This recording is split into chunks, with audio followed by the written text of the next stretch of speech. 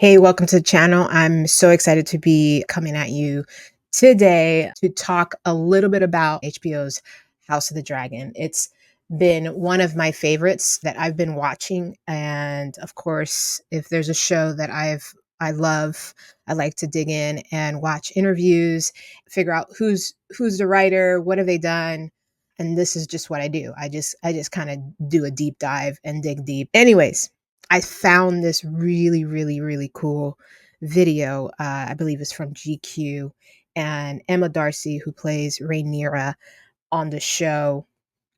Emma is breaking down scenes from season 1, and I loved what Emma does in this video. What it does for me, it helps me understand. It's so cool. This video is like the anatomy of a scene.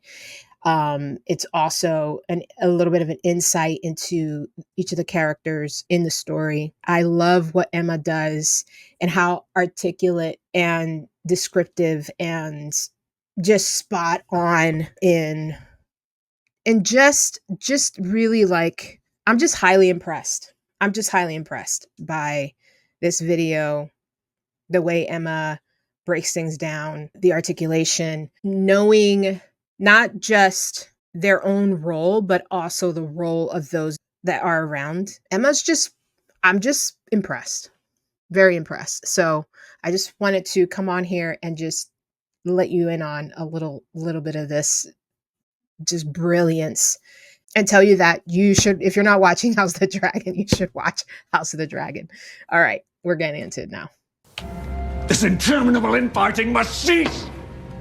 All of you! Paddy Considine is so extraordinary. He's so galvanizing to be in a room with, because from the moment that he steps on set, he brings the conviction. This right here. Of that character of Viserys. And I love what Emma is saying here because you could feel that. And you can feel him exercising his will, trying to get his family to stop acting like fools. And it's not working. And I love what Emma says here. I feel like this is like one of the first times in the first series that I got to perform in a scene where the patriarchal structure is starting to fracture somewhat. I love that. The patriarchal structure is starting to crumble. Emma also uses the word tectonic. It's so descriptive and so, I love the words that are used to describe these scenes. You know, you have this great man who is ailing and no one mentions it, attempting to exact his will, and somehow it's not wholly convincing. Yeah, and this part right here. And I think it's like it's almost like there's a sort of fragility in the tectonic plates of the family.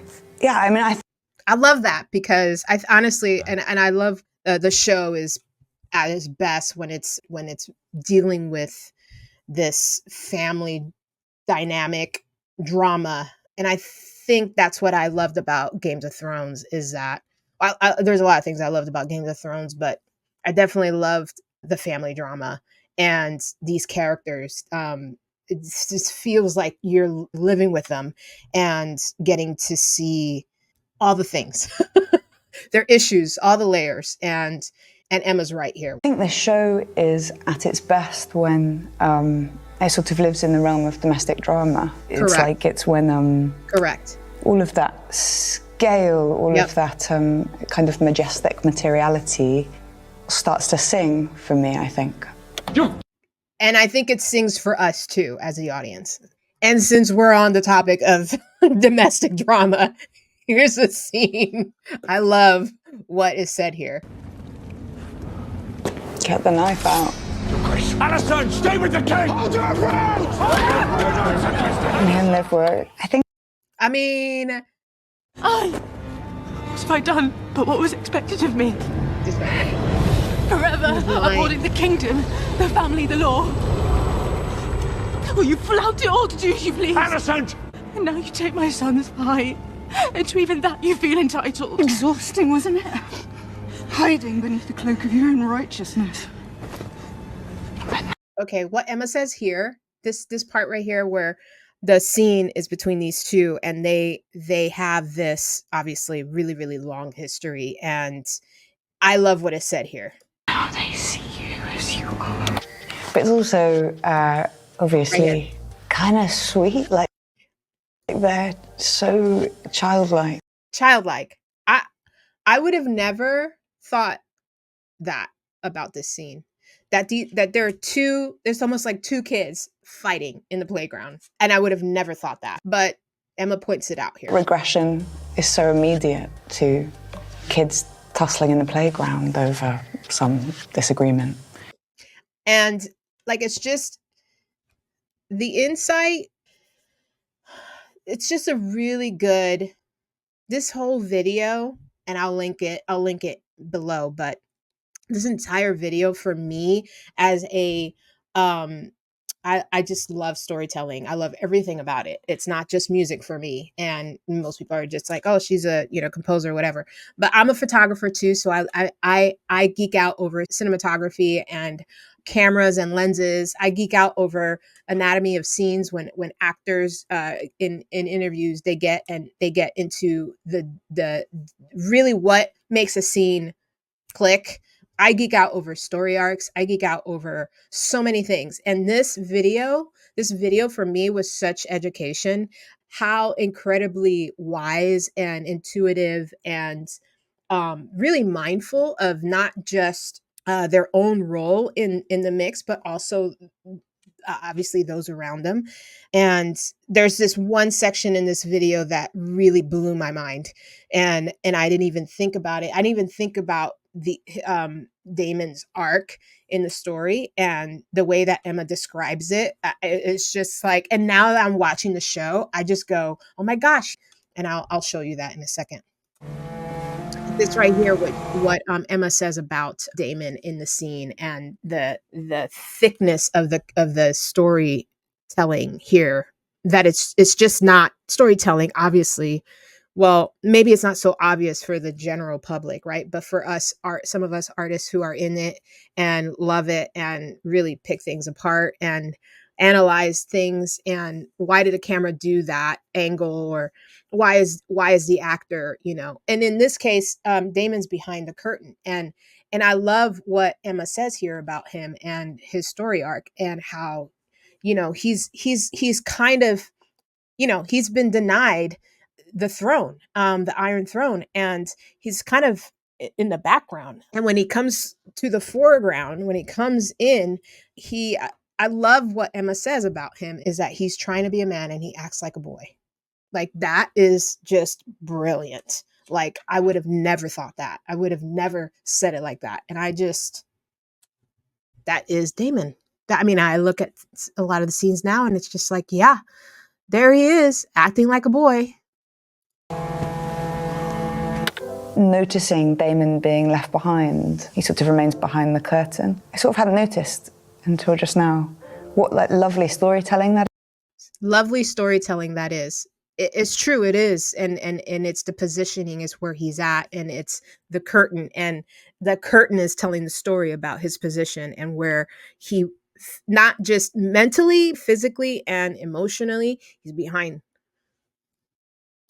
Is actually, and that in this context where a parent is ill, Rhaenyra is able to be braver than Damon. Like, and true. And maybe that's why, maybe, you know, and in a lot of ways, I think about, you know, why Viserys chose Rhaenyra. Obviously, you know, for obvious reasons, he couldn't have a son. He tried. It's not for lack of trying, and so he finally was just like, yeah, I'm gonna decree that Rhaenyra be next in line, and he didn't do that with Damon. And you know, obviously there's a lot of reasons for that, but I just think it's brilliant. I think it is brilliant storytelling too, like the way that the camera worked there and the use of the curtain, and yeah, it's just great. I find that performance so moving. This like split between being fearful, wanting to support, to encourage, to like love. Yes. He so wants to sort of be a man, but he's trying so hard at it. he always appears as a boy. I think it's I love that. so good. The sea snake has taken a grave wound in battle in the Stepstones. Trying to be a man. Love that. Trying to be a man. Oh, Damon. Just great. Like the way this scene is picked apart is just freaking brilliant. Towards the end of season 1, spoilers, Rhaenyra loses one of her sons. Grief becomes a vehicle for season 2, and not just for her, but for other characters as well. I love what Emma says about that, about grief here. Okay, so this part here where this is towards the end of I worry season that I've 1. talked so much about And I love that Emma talked about the scene because I think the scene, the way the camera does this thing here, again, storytelling, the use of the crane, and everything is just kind of just coordinated in a way that's just brilliant. How Damon tells her the news and how that's filmed, and then Rhaenyra turns around and it's like, whew, that final scene of the show. What I love about it, and right. felt so sort of miraculous on the day, is the collaboration, the shot that was constructed by Greg Yaitanes. It's like a crane and it comes right the way through the room, I mean, across this the is table, brilliant finds Rhaenyra at the storytelling, end, and you've got and I all these love lovely that. moving parts. You have like essays who cross, and it's a really like symphonic bit of choreography, I think. And Matt's beautiful idea to give me the news as we walk away from camera, which actually unlocked the day for me, I think, because I could just see it. I think like she is someone who might have considered herself an expert in grief prior. Might have considered herself an expert in grief. Man. And then I love what Emma says here, getting re-educated. To this news, hearing of the death of her child is a re-education. I think something that really struck me on the day, I mean,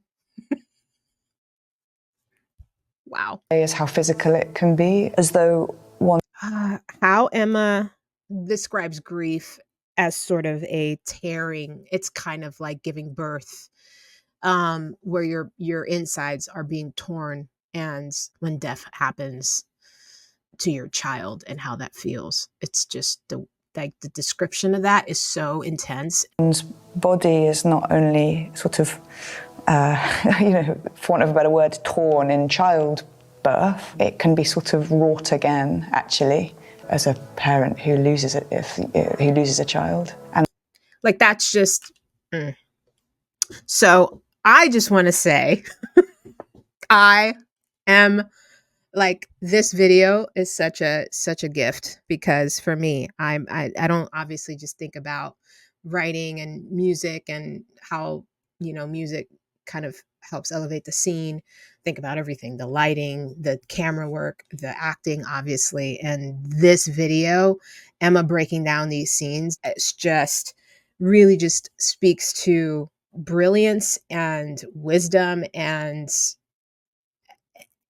I've just recently started watching the show. And so I binged season 1 and caught up to season 2. And before that, I spent a whole weekend watching Games of Thrones because I wanted to just kind of, haven't watched it. So there you have it. I am obsessed now. Okay. And I can say a lot about Games of Thrones and how it ended, but for the most part, I was very, very, very happy with the way that they did it. It takes a lot of work for everyone in the cast and crew to develop a show like this. There's a lot that happens that goes months and months and months and months of creating sets and costumes and lighting and music. There's so much that goes into this, and so I have nothing but respect for cast and crew and everyone involved. And wow, the detail of everything. I've been watching the podcast, and I'm so impressed, so impressed. And I love that HBO does the podcast stuff. It's just a treat. And so watching this was a treat, and watching Emma just break things down the way that they were broken down in this video. I'm watching everything that Emma has done, and which isn't a lot. I'm kind of surprised by that. People get your shit together and hire Emma, please, so that we can enjoy more. That's my take. That's my reaction to this awesome video. You can watch House of the Dragon on HBO Sunday nights, and we'll talk to you later.